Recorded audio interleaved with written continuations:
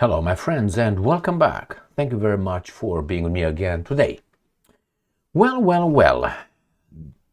The president of one country tells the president of another country to leave his country, otherwise, the first president, the guy who threatens, will attack and depose him.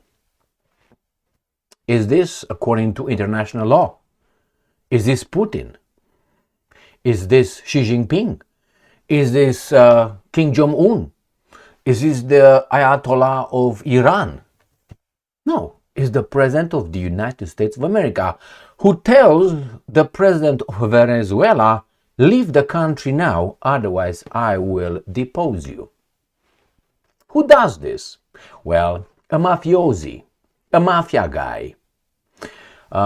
If you agree with that, if you agree to this situation, remember, the same behavior will be applied towards you as well when the same guy decides that he wants something from you. Like, for instance, Greenland. Maybe tomorrow, Donald Trump, the President of the United States of America, will decree that Greenland is a narco-terrorist location. I don't want to call it a country. Well, it belongs to Denmark, but it's okay. We are going to liberate it from the narco-terrorists, and we designate it as such, and we tell those guys in Greenland that we are going to land by air and by ship over there, my friends, and we're going to take over and we're going to keep them safe forever. This is the first topic. The second topic. Are the United States of America involved in terrorism? Well, or did the US military commit a war crime? If you remember, I think a few days ago, the American military destroyed another suspected vessel that was designated as being a narco-terrorist vessel, a fast boat. It just blew it off. Boom! In the Caribbean. No due process, nothing. And then there were some survivors. And the survivors were massacred while they were still alive. So they couldn't flee, but they were killed, all of them. Well, we're going to discuss if that is a war crime or not. Now, or a crime. I'm a patriot. I love this country, but I'm afraid this country is turning into something else. And as I mentioned before, the same behavior these guys apply to them. Do not be such an ostrich to think, not ostrich, ostrich, to think that the same guys will not have a problem, applying the same thing to you. They will have no problem applying the same behavior to whomever they decree and they want something from whomever. So, let's start with the first topic. Trump's ultimatum to Maduro. Leave the country now. Why? I want the oil that your people and your country has to give it to some oil companies in the United States. Amoco, Sunoco, Facoco, Pizdoco, this kind of countries. This kind of countries above countries. Companies, you can call them countries, above the regular countries. So, Trump tells another guy, leave the country, man. I need your oil. But he doesn't say it that way. We keep our population safe from your drugs. Can you believe that? Of course. They did it before in Iraq. All right. And they want to do it in Iran. So let's read what's going on over here. President Donald Trump allegedly gave Venezuelan President Nicolas Maduro an ultimatum to leave the country in order to save himself in the face of a possible invasion, U.S. invasion. So here it is. I would say it went well or badly. It was a phone call. So what happened? It was a phone call between Maduro and Trump. And Trump obviously threatened him, blackmailed him, and everything that happens in mafia. You owe me. All right. What exactly? Your country's oil. And then Maduro said, no, I will not leave the country. Allegedly, Maduro tried to call again and the Americans did not answer. This is according to Americans. We didn't ask the other side. Therefore, it's not credible as of now. All right, so that's the first one. It says here, Maduro Let me go to this one, actually read the whole thing. Right here. You can save yourself and those closest to you, but you must leave the country now. Sources told the Herald that Trump had a blunt message for another president: resign right away. What if Trump tells, let's say, I don't know, Merz, the Chancellor of Germany, resign right now because I say so? You can save yourself, or what? What do you think it is? Sources who spoke to the outlet said Maduro rejected Trump's ultimatum. In an alleged counteroffer, Maduro asked for global amnesty for himself and his allies and was rejected. Maduro reportedly asked for another round of talks with Trump after the president instituted a no-fly zone over Venezuela and was met with silence. That means this is worse than mafia. Hollywood portrays some mafia incidents in the past. These guys behave as the other guys. So this is the first article. The second one comes from Fox News. Trump gave Maduro ultimatum to flee Venezuela as land options loom.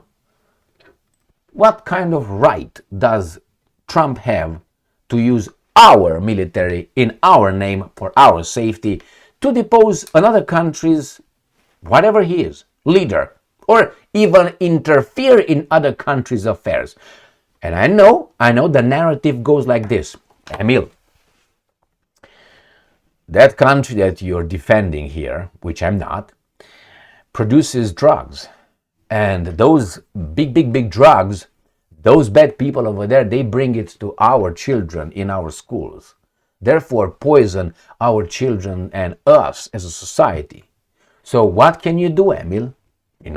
You try to reason with them, but Maduro and those narco-terrorists would not talk to you. So what actually you would do? You would just go and do it. Correct. How about the poison of indoctrination of our children in our schools by our own government? How about the poison coming from Hollywood and those scientists, social scientists from universities? They're destroying our youth. Our children. How about the drugs produced here? Nothing? Okay. We sell our drugs called guns all over the world that kill people. Not always in self-defense. Look Israel. I'm sorry. Look somewhere else.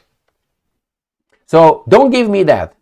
If Venezuela had zero oil, you wouldn't hear about Venezuela a squeak. All right. Let's go to the next one. And here is this. Oh my God. All right, let's stop that. Boom. So, let me start with the war crime. White House says Admiral ordered second strike on boat allegedly smuggling drugs. Well. You know what this sounds like? I just follow orders. I remember that in Nuremberg trials that were beautiful, were the perfect trials ever conducted, the Nuremberg trial against those evil Nazis. When the German generals said, I just followed orders. No, you can't say that. You know why? Because if you think that those orders are immoral, you have the right to refuse that crime. Say, I don't obey it. All right, Mr. Admiral. Now, I know that the war crime is committed, obviously, if it runs against, the, international law and the laws dealing with the war. Correct? Correct. Now, what do we have here?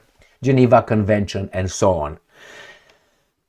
If you try to condemn a country of committing war crimes, you have to make a connection between not only some baboons in the field, violating the Geneva Convention, for instance, but also to find out that all that it's in a chain of command coming from above, or it is a policy instituted in the whole army. So I don't know if that admiral, and the admiral is not a sergeant, all right, or a corporal or some caporal or whatever they are. No, or private. He's an admiral. So he's at the top. He gave the order allegedly. Now, they defend this order. They defend it. Now, I would like to know, how can you defend? You strike the boat is incapacitated, cannot go anywhere else. The guys are swimming over there or whatever they're doing, and these guys strike them again. What is that? You could just drive your own boats, come close to them, and get them out. Where could those guys go from the middle of the Caribbean, whatever it is? Where? In your boats. So this is the first one. The second one. The White House confirms follow-up strike on alleged drug boat.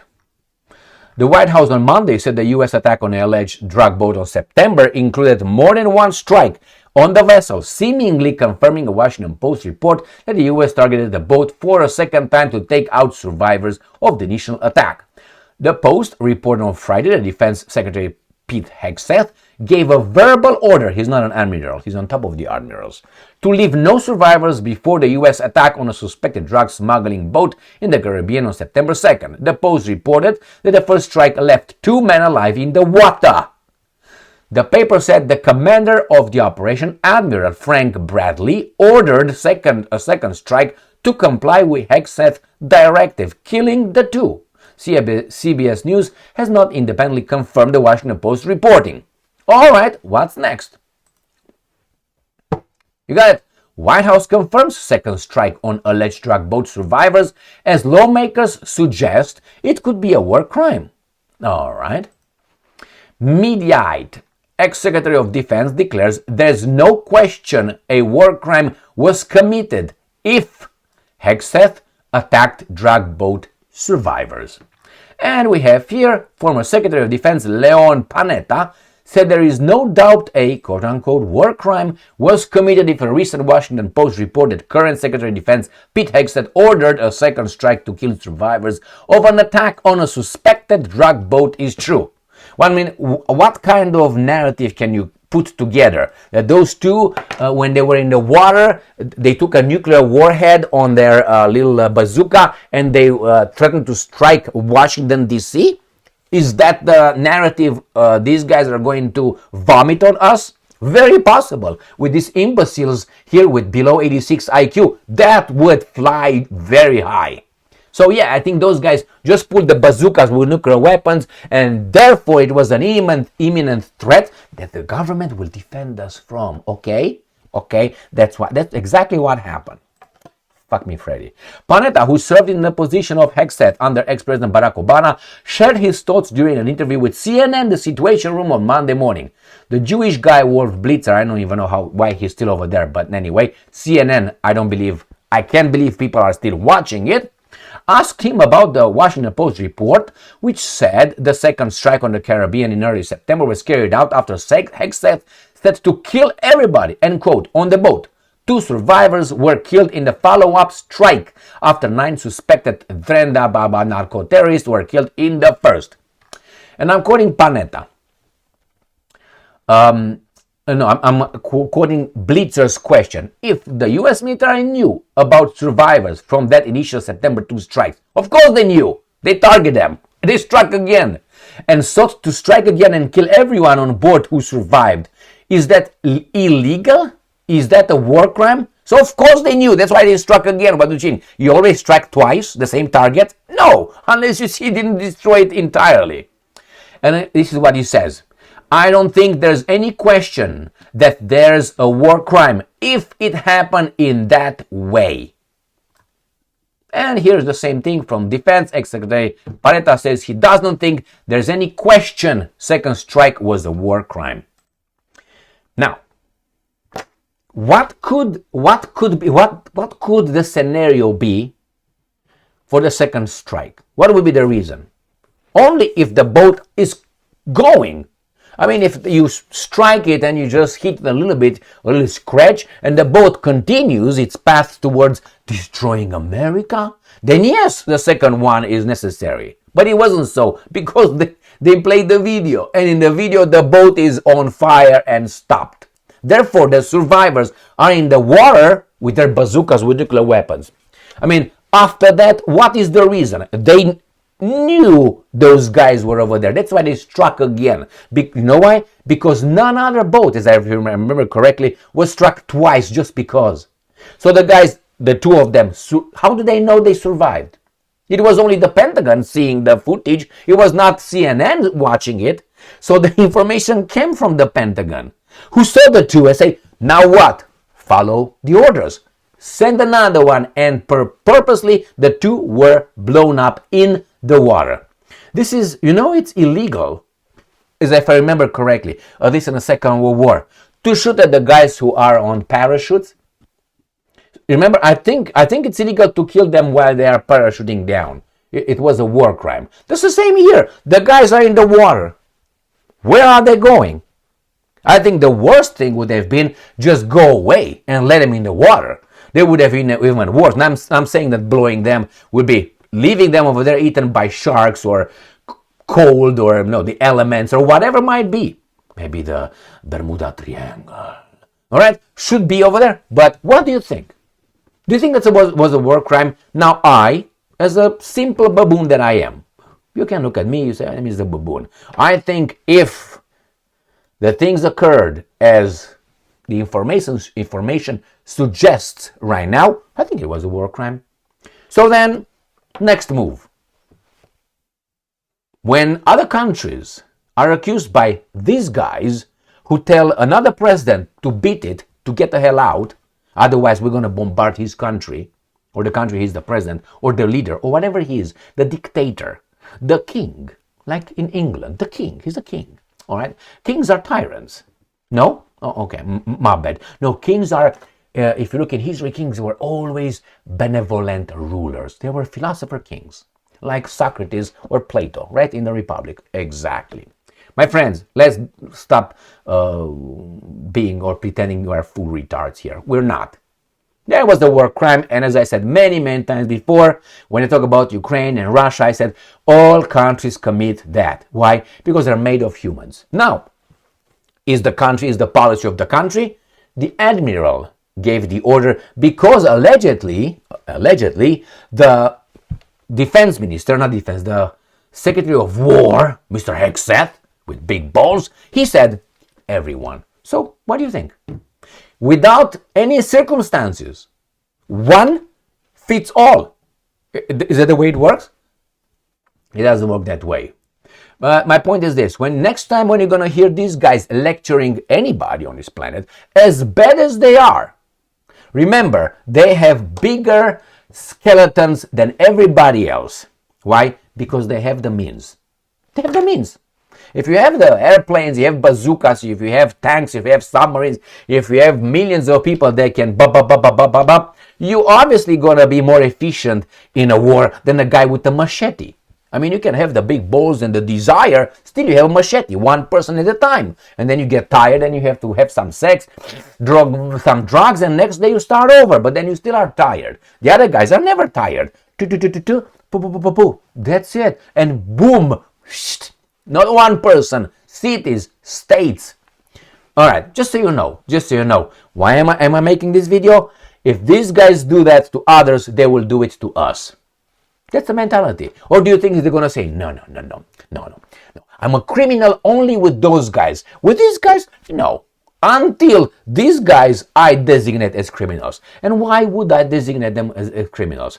Maybe they want to, they think I'm a bad person. And if they think I'm a bad person, and I know I'm a good person, that means he's bad. That means narco-terrorist. Or, I don't know, national security threat. Or whatever they want to designate you. Stay strong, stay smart, look for the truth, and be just.